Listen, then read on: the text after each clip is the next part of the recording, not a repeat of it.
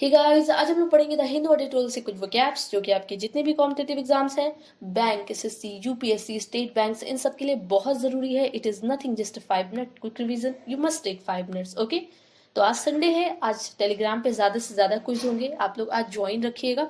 Okay, तो चलिए शुरू करते हैं। सबसे पहला है इंसर्जेंट। इंसर्जेंट जिसकी हिंदी मीनिंग होती है विद्रोही। अब विद्रोही उस पर्सन को कहते हैं जो आपके डिसीजन के अगेंस्ट होता है। ओके, और वो इस हद तक अगेंस्ट होता है कि वो आपसे लड़ाई करने के लिए भी तैयार हो जाता है। ओके, स्पेशली यहाँ गवर्नमेंट की बात की जा रही है कि गवर्नमेंट ने मतलब कोई डिसीजन लिया और कई सारे पर्सन उनके अगेंस्ट हैं और वो इस हद तक अगेंस्ट है कि दंगे वगैरह करने के लिए भी तैयार हैं, दूसरों को नुकसान पहुंचाने के लिए भी वो तैयार हैं। ओके, तो उन्हें बोलते हैं विद्रोही। A person fighting against the government और arm force of their own country. Okay, यानी कि एक ऐसा पर्सन जो अपने गवर्नमेंट के ही अगेंस्ट हो या अपने कंट्री के ही अगेंस्ट हो। ओके, अब इसके सिनोनिम्स हो गए rebel and defend. Next, steadfast. Steadfast की हिंदी मीनिंग होती है दृढ़।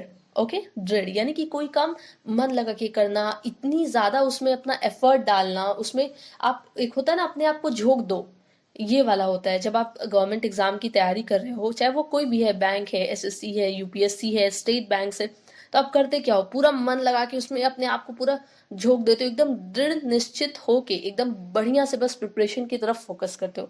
तो जो आपका उस टाइम फोकस होता है ना, वो आपकी दृढ़ता होती है, यानी कि स्टेड फास्ट।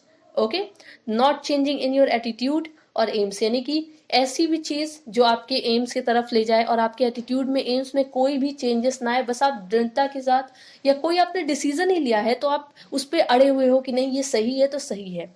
ओके, तो इसके सिनोनिम्स फर्म और टेनेशियस एंड रिजोल्यूट। नेक्स्ट, इनॉग्यूरल। इनॉग्यूरल की हिंदी मीनिंग होती है उद्घाटन। अब उद्घाटन आप सबने सुना होगा, कहीं दुकान खुलती है, कोई ओपनिंग सेरेमनी है, कुछ भी है, ओपनिंग सेरेमनी जानते हो ना आप लोग, वहां पे ये आप कहते हो कि हाँ दुकान की यहाँ ओपनिंग हुई है, यानी कि इनॉग्यूरल। ओके, उद्घाटन हुआ है, तो उसी को बोलते हैं। To induct into an office with suitable ceremonies, समझ में आया? मतलब एक ऑफिस खोलना, स्पेशली ऑफिस की ही बात की जा रही है, ऑफिस का मेनली उद्घाटन करना अच्छे से मतलब बहुत ही अच्छी सेरेमनीज के साथ, यानी कि बहुत ही धूमधाम के साथ, तो उसे बोलते हैं इनॉग्रेल। ओके, इसके synonyms opening and introductory. Next, climb down. Climb down की हिंदी मीनिंग होती है उतराई, यानी कि उतारना। अब जैसे आपने ये सुना होगा कि चढ़ाव और उतराव है, यानी कि कई सारे डिसीजंस हैं आपका भी। क्या होता है कि एक टाइम आपके पास आता है कि आप बहुत सक्सेस होते हो और एक टाइम आता है कि कभी कभी आप फेल भी होते हो, यानी कि उतार चढ़ाव आपने सुना है ना, तो वही उतार। Okay, a retreat from an earlier position और ओपिनियन, यानी कि अपने पुराने पोजीशन से या अपने पुराने ओपिनियन से आप क्या हो रहे हो, पीछे हट रहे हो, यानी कि दोबारा वापस आ रहे हो। ओके, तो उसे बोलते हैं उतराई। Okay, landing craft and downgrade इसके सिनोनिम्स है। Next, cultivated.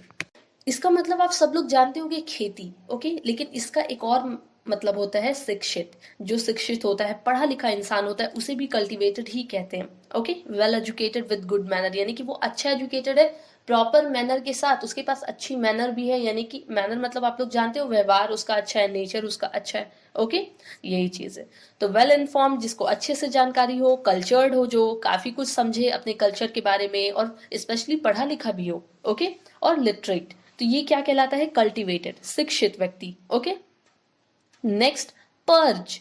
पर्ज की हिंदी मीनिंग होती है शुद्ध करना, यानी कि किसी भी चीज की शुद्धि करना, प्योर करना, उसे क्या कहलाता है, पर्ज कहलाता है। Okay, to get rid of whatever is impure और अनडिजायरेबल, यानी कि कुछ भी चीज उसमें क्या है, अनडिजायरेबल है, सही नहीं है, इम्प्योर है, यानी कि इम्प्योर मतलब आप जानते हो कि गंदा है कोई चीज, तो उस चीज को क्या करना, रिमूव कर देना। स्पेशली पर्ज यूज करते हैं जब आपके ग्रुप में कोई एक ऐसा पर्सन है जो पूरा नेगेटिविटी का माहौल फैला रहा है और आप लोग के लिए सही नहीं है, तो आप लोग उसको क्या करते हो, रिमूव करते हो, और अपने ग्रुप को क्या करते हो, पर्ज करते हो, यानी कि शुद्ध करते हो। ठीक है, इम्प्योरिटीज को हटा के, तो वही चीज है। इसके सिनोनिम्स हो गए decontaminate and depurate. Okay, next, fraternity. बहुत सिंपल है, फ्रेंडशिप से बना है फ्रेटर्निटी, याद रखिएगा। इसका मतलब ही होता है फ्रेंडशिप, यानी कि भाईचारा। ठीक है, आपस में कितना भाईचारा है, उसे क्या बोलते हैं, फ्रेटर्निटी। ये आप भूलेंगे नहीं, फ्रेंडशिप से आप याद रखिएगा। Okay, the feeling of friendship and support between people in the same group, यानी कि सेम ग्रुप में या फिर डिफरेंट ग्रुप की ही बात अगर कर लेते हैं तो क्या करना, लोगों को सपोर्ट करना, एक दूसरे को सपोर्ट करना, ये क्या कहलाता है, भाईचारा, फ्रेटर्निटी। ओके, इसके सिनम्स हो गए किंडर्ड एंड फ्रेटरी। ओके, नेक्स्ट की, सब लोग जानते हो की का मतलब होता है चाबी, पर इसका मतलब यहाँ पे थोड़ा डिफरेंट भी है पर उसी से रिलेटेड है। ओके, कुछ प्राप्त करना या समझने में सहायक कोई वस्तु, यानी कि कोई भी ऐसी चीज, कोई भी ऐसी वस्तु, कोई भी ऐसा पर्सन जो आपको आपके सक्सेस की तरफ ले जा रहा है, उसकी वजह से आप अपना काम कर पा रहे हो, कोई भी काम हो, तो वो इंसान आपके लिए की है, या वो सामान आपके लिए क्या है, एक की है, एक चाबी है। कहते हैं ना, चाबी से ही ताला खुलता है, यानी कि अगर आगे बढ़ना है तो आपको कोई ना कोई सपोर्ट चाहिए, चाहे आपका एजुकेशन हो, चाहे आपका टीचर हो, कोई भी हो। ओके, तो something that helps you achieve और अंडरस्टैंड समथिंग, यानी कि कोई भी चीज समझने में, कोई भी चीज अचीव करने के लिए, प्राप्त करने के लिए, कोई भी चीज जो आपकी हेल्प करे, वो क्या कहलाता है, वो की है एक। ओके, तो इसका सिंपल सा इसका सिनोनिम्स है solution and crucial. Next, inadvertently.